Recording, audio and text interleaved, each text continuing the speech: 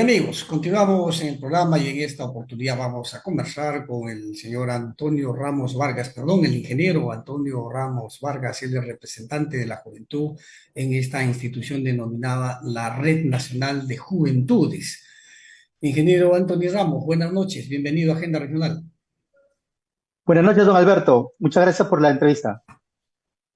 Ingeniero, hemos leído en el diario El Comercio su nota que publica, que dice la juventud, ¿no? Es el manjar electoral de siempre. ¿Qué nos puedes explicar frente a este nuevo proceso electoral?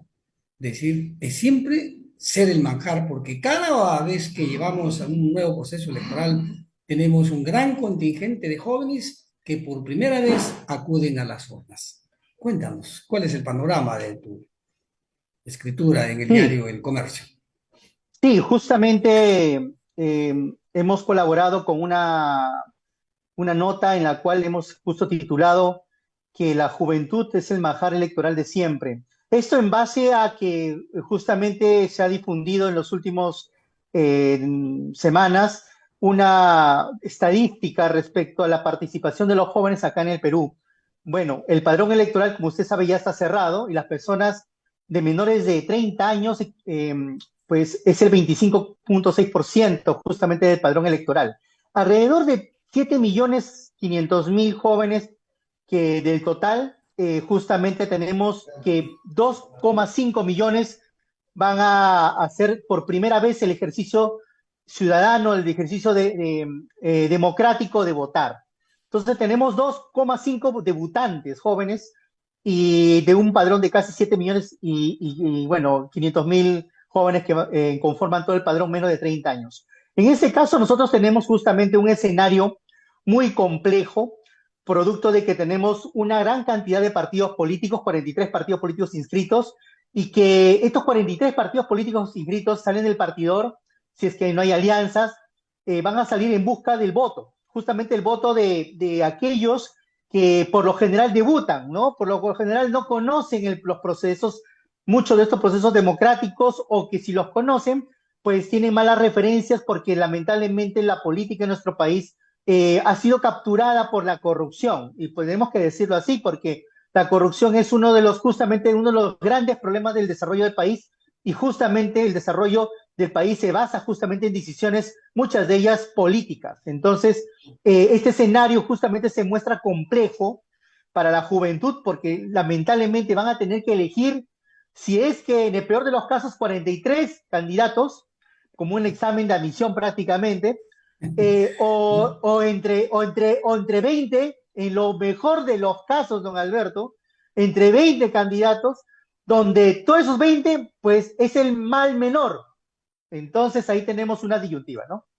Sí, va a haber toda una dispersión. Pero cuando hablamos de, o cuando hablas o escribiste el manjar electoral, tiene un punto de partida. ¿Crees tú que eso ya fue una visión cuando Alejandro Toledo, ¿no? Alejandro Toledo, presidente del Perú, recogiendo, como en todo lugar, ¿no? Los gobiernos subnacionales hay gerencias, sugerencias, oficinas de la juventud que solamente los reúnen para el Día de la Juventud y después se olvidan de lo que significa la juventud en su pleno desarrollo, ¿no? Entre profesionales y no profesionales, pero sí se utiliza como el manjar electoral.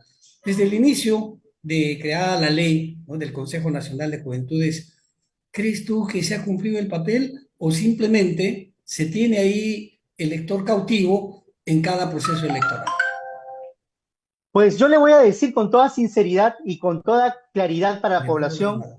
del sur del país, es que al don Alberto, cuando se crea la ley del Consejo Nacional de la Juventud, del CONAJU, y define también la edad etaria de 15 a 29 años, por eso que hoy día estamos hablando de menores de 30 años, justamente Toledo se sentía presionado por la juventud porque había movilizado la juventud, específicamente los jóvenes universitarios, institutos escolares y de diferente índole de participación de la juventud, habían movilizado al país para derrocar a ese gobierno de Fujimori Montesinos. Él estaba presionado y sentía miedo de que los jóvenes pudieran derrocarlo también a él si es que le fallaba, no cumplía sus promesas. Entonces, Ujú. en ese instante que está recién todavía todavía calientito, todavía las movilizaciones, la marcha de los cuatro suyos, Toledo decide darle a los jóvenes automáticamente, ante un mensaje de la nación, les voy a dar el CONAJU, el Consejo Nacional, un espacio para que los jóvenes estén ahí y sean mis aliados. Posteriormente, cuando baja la temperatura, ingresa Alan García. Y Alan García, como un estratega que era, pues decide con su partido político engañar a los jóvenes y decirle, bueno, le vamos a fortalecer, bueno, con esa ilusión, vamos a apoyar, vamos a fortalecer la institucionalidad en juventud. Pero ¿qué hace Alan García? Saca un decreto supremo y vulnera una ley con un decreto supremo. Y es aceptada por el Estado peruano.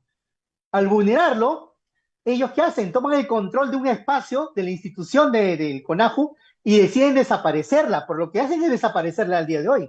Usted me dirá, ¿la ley CONAJU está vigente? Sí, está vigente, pero lamentablemente, don Alberto, no se puede utilizar porque también Humala en el 2013 decide derogar, a pesar que promete devolverle la institucionalidad en juventud a la juventud de Perú, decide derogar el reglamento, es decir, otra puñalada. Es decir, de promesas está hecha la historia del Perú, porque prometen fortalecer, apoyar más derechos, más normas, más control, más fiscalización, y eso es una mentira. Como le diríamos, mi abuela es una engaña muchachos, porque Claro. al muchacho lo puedes ilusionar, y le ilusionas cada campaña con promesas. Alan García lo hizo. Su plan de gobierno en el punto 196, si no me equivoco, 193, menciona claramente fortalecer la institucionalidad del CONAJU. Entra el gobierno, cambia de plan de gobierno, se olvida de su plan y automáticamente aplica lo que él cree que es conveniente que es. Claro, Humala lo hace también. el joven siempre se ha movilizado, especialmente en Lima, cuando hay un atentado directamente al joven de Lima, como es Brian, Inti, que se movilizaron la gran mayoría de jóvenes. Pero cuando ocurre este tipo de hechos en diferentes lugares del país, ya descentralizado, no hay respuesta de parte de los jóvenes. Y frente a ello, esta modificatoria o esta anulación de parte de Allen García, después de que en campaña todos sabemos cómo él explicaba al país, ¿no? En el primer periodo, pero a la final de cuentas nos dejó pues una hiperinflación y tuvimos que pagar las consecuencias no solamente los padres de familia, sino también los jóvenes.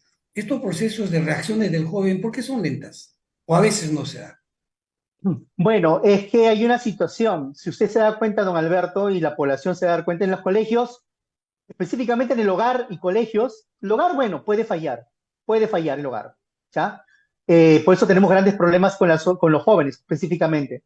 Problemas psicológicos, problemas por ejemplo, desde comprensión de lectura, matemáticas, tantas cosas tenemos con los jóvenes, con los niños y adolescentes, problemas muy graves, producto de que el hogar falla. Pero si el hogar falla, siempre hay un segundo hogar que es el colegio. Y el colegio, cuando no falla, tiene buenos maestros. Entonces, si tenemos una buena currícula, podemos entender cómo funciona la vida y cómo funciona también el tema, la cosa pública, la cosa social y política. Y cuando yo me refiero a esto es de que los jóvenes no conocen cuáles son sus derechos, don Alberto. Concretamente no conocen cuáles son sus derechos. Incluso mujeres y hombres adultos no conocen cuáles son sus derechos, don Alberto. Cuando no sabemos cuáles son nuestros derechos, entonces no hay nada que reclamar, porque no tienes la capacidad de responder. Si sucede eso, piensan que es algo normal, algo del procedimiento, algo común. Entonces, lamentablemente, los jóvenes no están formados para ser ciudadanos en los colegios y ni siquiera las aulas universitarias pueden garantizar. Don Alberto, tenemos tres presidentes en la cárcel. Hemos reemplazado fichas, porque entró Ollanta, está Toledo y está Castillo. Don Alberto, tenemos tres y uno en su casa. Entonces, don Alberto, no hay garantía tampoco en la universidad, tampoco. La enseñanza universitaria no garantiza tampoco una enseñanza de valores. Yo pienso que esto viene desde mucho más atrás del problema. Sí. Viene desde el hogar y el colegio. Entonces, mientras usted no conozca sus derechos, don Alberto, no tiene cómo reclamar. Usted sabría, si yo le pregunto a usted, usted sabría qué hacer, por ejemplo, para hacer un procedimiento de transparencia, por ejemplo, ante una institución pública que no le entrega la información. Estoy seguro que usted me dirá, conozco a grandes rasgos por mi profesión, pero quizás no lo conoce a profundidad como debería conocerlo aquí el ciudadano. Y ese Claro, es un gran problema, el ¿no? También. problema que se presenta, ¿no? Por ley de transparencia y a veces los medios económicos no están a la altura para poder pedir porque hay que pagar las fotocopias. Hay que esperar que ellos de buena voluntad puedan entregar, pero a veces ni siquiera hacen caso por 2 o 3 veces que se pide por ley de transparencia determinada, ¿no? Determinado proyecto o propuesta que estamos viendo que está en mal camino, no la entregan y no hay un lugar donde sancionar. Como también lo que dices, conocer los derechos. ¿A quién le compete que los jóvenes conozcan sus derechos? Porque la gran mayoría de los gobiernos subnacionales, los gobiernos distritales, provinciales y gobierno regional, tienen oficinas, tienen sugerencias de la juventud y ellos solamente los convocan para el Día de la Juventud. Yo no creo que ellos son los que les van a decir estos son sus derechos para estar en la misma situación de Toledo, de tenerle miedo a la juventud. Vamos a hacer una pequeña pausa comercial y luego nos responde la pregunta, ingeniero. Adelante, continuamos. Gracias.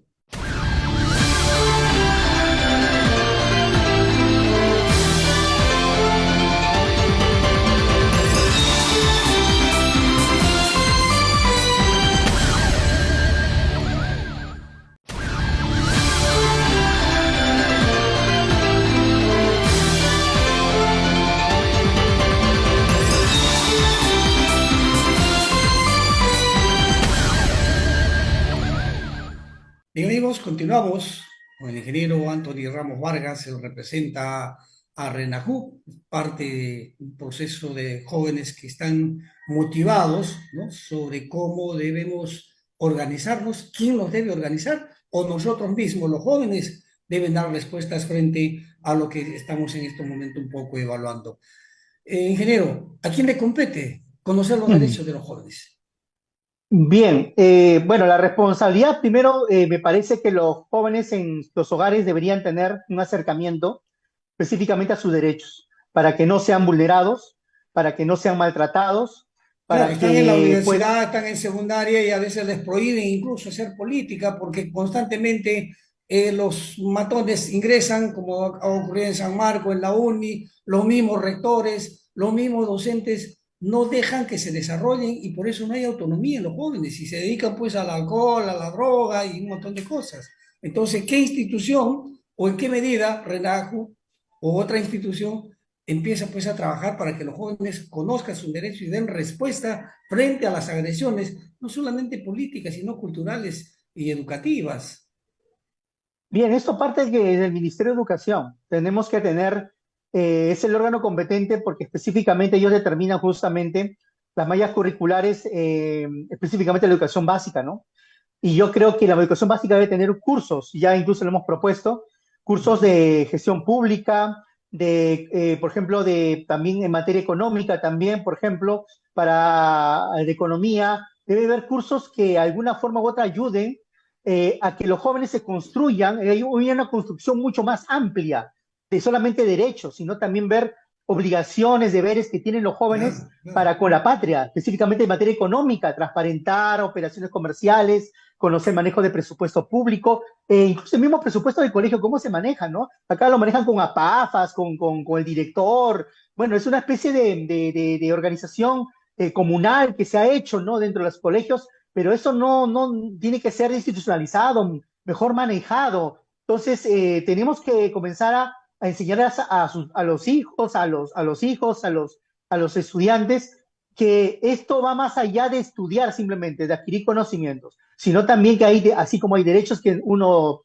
reclama, también hay deberes que hay que cumplir con la nación. Ahora, usted me preguntaba por qué los jóvenes no se movilizan. Pues la respuesta es muy sencilla. ¿Usted se acuerda de la marcha de los cuatro suyos? Sí, Movilización sí, sí, sí, muy sí. grande. Pero también la marcha, ¿se acuerda de la ley Pulpín, la ley del nuevo régimen laboral Claro, juvenil, eso fue que después, exacto. Ollantumala, que Así, la ley Ollantumala Pulpín. aprobó un Ujú. diciembre, si no me equivoco, y en menos de un mes ya la norma estaba derogada con dos movilizaciones que fueron muy contundentes. Pero usted me dirá, ¿por qué se movilizaron? ¿Por qué reaccionaron de esa manera? ¿Y por qué esta situación en la que nos encontramos de vulneración de institucionalidad, de leyes, por qué no reaccionan? Porque resulta de que en la última movilización de la marcha de la ley Pulpín, que le llamaban, de la nueva ley de régimen laboral juvenil, digamos, tocaba el bolsillo de los ciudadanos jóvenes y de todos, ¿ah? Pobre, rico, así como lo viéramos, así crudamente como lo vemos. A todos les dañaba, a todos los perjudicaba, por lo tanto, la reacción fue unánime, fue inmediata. Pero en este caso, como no están sensibilizados, mi estimado don Alberto, con un problema que de alguna forma u otra, indirecto o indirectamente les afecta, porque al no tener representación, don Alberto, al no tener órganos de fiscalización de política pública, no solamente en materia de juventud, sino en todas, Exacto. en todas el ámbito de desarrollo social o político de nuestro país, entonces, indirectamente, si ellos no toman una decisión de participar, de involucrarse, eso tarde o temprano va a tener un efecto, y el efecto es que la corrupción avanza porque no hay nadie quien pregunte, no hay nadie quien fiscalice, nadie que controle, porque no conocen primero los derechos y tampoco sus deberes. Por lo tanto, es un efecto secundario justamente de la corrupción, es un efecto secundario de la dejadez que existe el día de hoy por parte de autoridades, funcionarios, de educadores y de muchos actores de la misma familia, de no preocuparse justamente por los problemas que afectan su realidad. Ese es el gran problema. Son efectos secundarios la corrupción de un problema, como le digo, que se inicia, me parece a mí, en el hogar y que luego sigue arrastrándose en los colegios a nivel de educación básica y luego en la universidad. Es justamente ahí donde tenemos que preocuparnos ahora, me parece, que en un nuevo gobierno, que más allá de firmar documentos, compromisos, don Alberto, que nosotros hemos hecho firmar a muchos candidatos presidenciales, me parece que más allá de eso, tenemos que lograr, sí, que la juventud, en este caso, asuma conciencia, y conciencia tiene que asumirlo ahora, que va a tener que ver un planillón de 4 cuerpos, don Alberto, Sí, algo pues, así. sobre Y la todo verdad es que parece, cuando hablamos de los deberes y derechos, el sistema, en las leyes, la fabrican ellos a gusto y paciencia de ellos, quienes manejan el poder económico, social, cultural del país. A la sociedad civil, por ejemplo, le han cambiado el nombre, antes eran movimientos sociales, ahora es sociedad civil. Dice que está representado en los gobiernos locales, gobiernos regionales, a través del presupuesto participativo. Mire los resultados que tenemos en el presupuesto participativo en tema de derechos y deberes del ciudadano. En el otro segmento, en educación, los tienen ahí a los jóvenes también camisa de fuerza, porque personalmente considero que el presupuesto participativo es una camisa de fuerza para no desarrollar verdaderamente deberes y derechos de la población y cómo se está atentándose contra el desarrollo de la población. En el colegio, ¿qué hacemos en el colegio? Les nombramos el municipio escolar, las brigadas de salud, las brigadas de medio ambiente, le ponemos el chaquetita al joven, al niño, policía escolar, y más allá de las propuestas que dices de implementar nuevos temas a la currícula educativa, absolutamente nada. Y frente a ello, que el Ministerio de Educación, como nos indicas, que debe ser el responsable de dar a conocer los derechos, ¿qué plan juega o qué está haciendo el Congreso de la República a través de la Comisión de Educación y Deporte, Cultura y Deporte, que ni cultura, ni deporte, ni educación se desarrolla? ¿Qué hacemos con este modelo que estamos viviendo actualmente? bueno, es que lo que pasa es que nuestro sistema democrático, don Alberto, como usted ha percibido correctamente, lamentablemente los actores políticos, que son justamente los que toman las decisiones sobre materia presupuestal, porque usted sabe, recordará que de octubre a noviembre comienzan a debatir el presupuesto y que cada sector como educación, salud, trabajo, desarrollan políticas basadas en necesidades, bueno, que supuestamente determinan a través de encuestas, a través de estadísticas, pues todos esos problemas, don Alberto, que se dan y que además existen otras instituciones que paralelamente trabajan al mismo nivel, como es el Congreso de la República, que es una institución del Estado, igual como el Poder Judicial, y bueno, tenemos en todo caso, me parece un escenario muy complejo por el hecho de que, si bien, como usted mismo ha mencionado, las normas que rigen nuestro país son constantemente cambiadas, bueno, a beneficio, muchas de ellas a beneficio de grupos de interés. Esto también directamente afecta a la ciudadanía. Y claro, a las nuevas generaciones no van a entender esto de manera amplia, producto de que no han estado conviviendo con las normas, ¿me entiende? Me refiero a que no han estado aplicándolas ni tampoco han estado, no las conocen. Entonces, al no tener ese contacto directo con las normas, por ejemplo, un padre de familia, si le llega los impuestos predial, por ejemplo, a su casa y mira un monto excesivo, exorbitante, sabe qué hacer, sabe cómo reaccionar, pero eso no le explica a su hijo. no le dice al hijo qué tiene que hacer si en caso él no esté para, por ejemplo, impugnar un impuesto que parece que para él no es correcto, que parece que es exorbitante. Me refiero a ese tipo de ejemplos, que la juventud del día de hoy, al no contar, primero, la responsabilidad de los gobiernos regionales y locales, mi estimado don Alberto, es difundir, difundir las normas que de alguna forma u otra rigen dentro de un gobierno subnacional, local o regional. Ellos tienen que acercar a la población con las normas tributarias, con las normas vinculadas con la función pública, en este caso, desde la misma función del Consejo local o regional, que conozcan cuáles son las ordenanzas que se han emitido en la última semana, por ejemplo, que sean traducidas a otros idiomas como el quechua o de acuerdo al contexto geográfico, que puedan tener, por ejemplo, los medios de comunicación puedan obtener, en este caso, los ciudadanos que pidan por transparencia e información, no se les cobre como usted señalaba, no se les cobre por recibir, en este caso, por recibir la información, porque usted necesita las copias, necesita los CDs, muchas veces esta información de transparencia. Y si usted no puede impugnar, que pues sea fácil de obtener los modelos para que vayan al Tribunal de Transparencia del MINJUS, por ejemplo, para que los ciudadanos puedan acceder como última instancia de reclamo ante un gobierno subnacional, pues ir a esa instancia que es el Tribunal de Transparencia del Ministerio de Justicia, el TAIC, como se ya conoce, y que puedan hacerlo de manera más sencilla y ligera la petición, una solicitud de información y exija a ese gobierno local y regional o funcionario que le entregue la información. Me Claro, y refiero a todo el ese mundo, tipo de información. sí, sí, y todo el mundo habla que es una gestión transparente, pero uno le pide al gobierno local, al gobierno regional, por la ley de transparencia, determinada obra que no nos parece bien o al menos entenderla mejor de lo que ellos muchas veces lo difunden a través de medios, nunca sale, ¿no? Nunca sale. Es decir, que hay que esperar, ya uno ha pagado, ya ha pagado el contenido, pero sin embargo eso nunca Claro, sale. Este eso nunca proceso sale, mi estimado. electoral. Este proceso electoral, ¿no? Ya casi cerrando la entrevista, este proceso electoral, nuevos jóvenes por primera vez van a votar. Hay jóvenes que por segunda vez van a votar, ¿no? Muy brevemente, ¿cuál sería la reflexión? Brevemente, por favor. Bueno, pienso que van a ir decepcionados ya. Si van con una decepción, con el corazón roto, van a ir a votar. Primero porque el escenario es peor que el anterior. Es decir, si el escenario ya era malo el anterior, decían entre el bien y el mal y así, unas Sí, comparaciones que entre el me SIDA bien y el cáncer, ¿no? sí, entre el SIDA y el cáncer, imagínate, entre el SIDA y el cáncer, Claro, entre el bien y el imagínese, mal y cosas así, ¿no? imagínese, imagínese, Anthony, el anterior va a encontrar una boleta o una papeleta de votación compleja. Imaginémonos el nuevo joven que nunca ha visto una papeleta. Es terriblemente mal. Ingeniero, muchísimas gracias. El tiempo nos ha ganado. Vamos a programar una nueva reunión para continuar hablando sobre este tema, la juventud, el manjar electoral. Pongámosles el rótulo 2026. Muchísimas gracias. Muy Perfecto, buenas don noches. Alberto. Perfecto, don Alberto. Muchas gracias. Buenas noches. Gracias a usted. Bien, amigos, vamos a una pequeña pausa comercial y retornamos.